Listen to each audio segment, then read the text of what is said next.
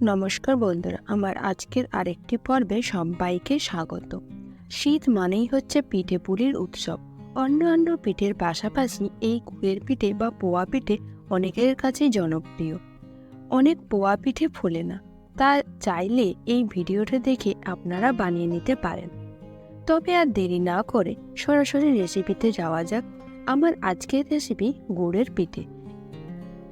আমি এখানে একটা নারকেল নিয়ে বা নারকেলটা ফাটিয়ে আমি করে নেব।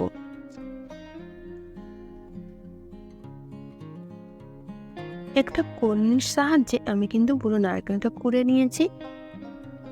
এখানে আমার নারকেল কুড়া কমপ্লিট হয়ে গেছে। এবারে একটা ব্যাটার তৈরি করে নেব। তার জন্য নিয়ে নিলাম 1 কাপ চালের গুঁড়ো। এই চালের গুঁড়োটা আতপ চালের গুঁড়ো, আপনারা চাইলে সেদ্ধ চালের গুঁড়োতেও ইউজ করতে পারেন, তবে আমি এখানে আতপ চালের গুঁড়ো ইউজ করেছি। আর এখানে দিলাম 1 কাপ পরিমাণ ময়দা। এবার চালের গুঁড়ো আর ময়দা কিন্তু সম পরিমাণ। এবারে দিয়ে দেবো নারকেল কুড়ো দিলাম 1/4 কাপ। আর দিয়ে দেবো অল্প পরিমাণে লবণ। এবার দেবো পাউডার মিল্ক, দিয়ে দিলাম 2 চামচ। পাউডার মিল্ক দিলে কিন্তু গুঁড়ো পিঠাতে খুব সুন্দর টেস্ট হয়। আপনারা চাইলে দিতে পারেন, না চাইলে না দিলেও চলবে।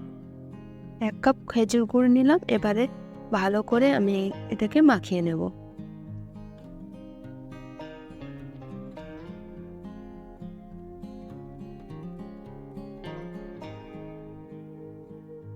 প্রথমে কিন্তু আমি জল ব্যবহার করব না, প্রথমে আমি গুড় দিয়ে ভালো করে মাখিয়ে নেব, তারপরে হালকা গরম জল আমি ব্যবহার করব। এখানে আমি হালকা গরম জল ব্যবহার করছি। অল্প জল দিয়ে আমি এই ব্যাটারটা তৈরি করে নেব।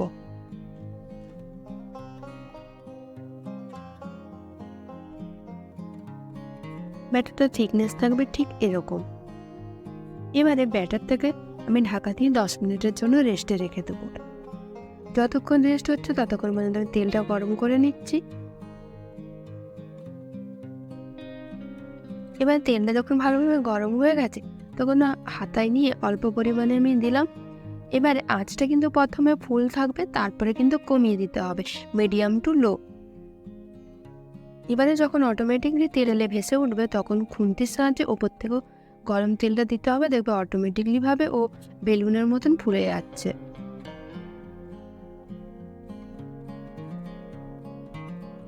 এবার এক পাশটা যখন ভাজা হয়ে যাবে তখন অপর পাশটা পাল্টে দেব।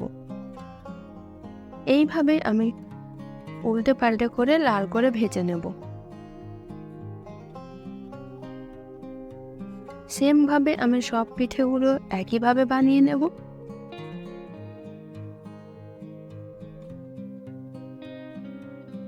আমার এই রেসিপিটা আপনাদের কেমন লাগলো তা অবশ্যই আমাকে জানাবেন। আর এই মকর সংক্রান্তিতে আপনারা অবশ্যই পিঠেটা বানিয়ে খাবেন এবং ফ্রেন্ড আর ফ্যামিলিদের সাথে শেয়ার করবেন। ভালো থাকবেন, সুস্থ থাকবেন। ধন্যবাদ।